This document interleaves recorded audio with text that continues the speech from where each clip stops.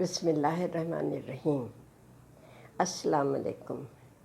رب اشرح لی صدری ویسر لی امری واحلل عقدۃ من لسانی یفقہوا قولی۔ کیسے مزاج ہیں؟ بہت دن بعد آج ویڈیو بنا رہی ہوں۔ آج ہم بات کریں گے، آج کا جو ویڈیو کا ٹاپک ہے وہ ہے برکت اور کثرت۔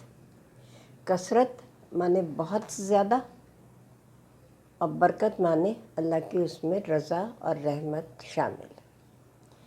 آج کل بہت ہمارے ملک میں، پوری دنیا میں مہنگائی کا شور ہے نا؟ ہر شخص پریشان ہے، اب یہ چیزیں لے لیں، وہ جمع کر لیں، اتنی مہنگائی ہو گئی ہے، یہ ہو گیا ہے، تیل مہنگا، آٹا مہنگا، چینی مہنگی، کیا ہوگا؟ پریشان نہ ہو، جو ہمارے نصیب میں ہے، جو لکھ دیا گیا ہے، جو لوح قلم میں لکھ دیا گیا ہے، وہ ہمیں ملے گا، ہے نا؟ وہ ہمارا مقدر ہم سے کوئی چھین نہیں سکتا۔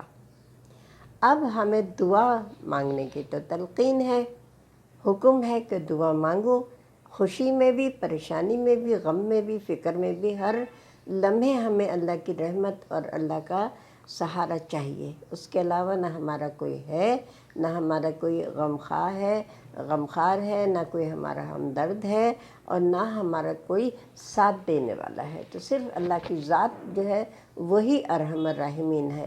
تو برکت کے دیکھیے بے شمار واقعات سے ہماری اسلامی تاریخ بھری ہوئی ہے۔ ایک چھوٹا سا واقعہ ہم سب کو یاد ہے، آپ کو بھی یاد ہوگا، کہ ایک پیالہ دودھ تھا اور صحابہ کرام سرکل میں بیٹھے ہوئے تھے اور سب بھوکے تھے۔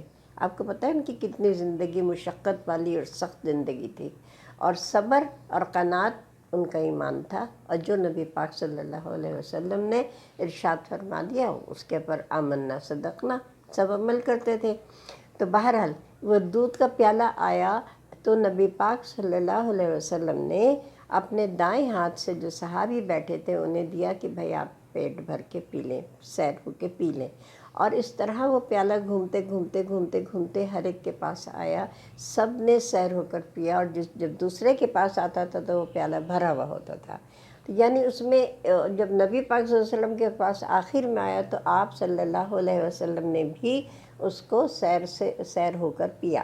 تو یہ دیکھیں، ایک پیالے دودھ میں جب اللہ پاک اتنی برکت دے سکتا ہے تو پھر ہم کیوں پریشان ہوں؟